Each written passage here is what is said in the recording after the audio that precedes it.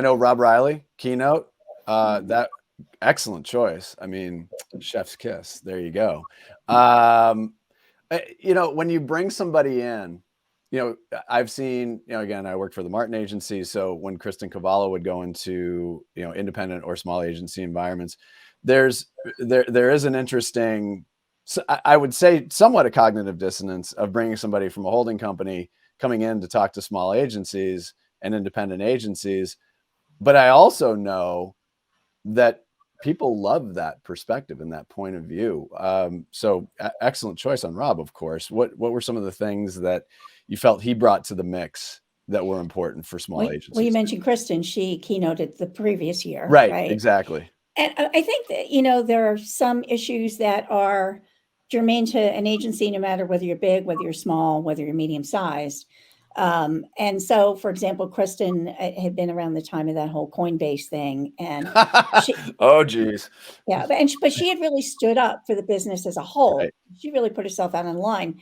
And I thought that was amazing. And I thought it was perfect for the group that year because of that. And then this year, Rob, well, actually, at the time we booked him, we didn't really know that they were going to buy part of Majority. Right.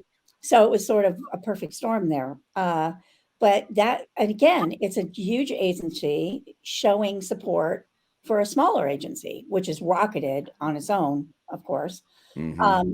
But his whole topic was think small even when you're a giant.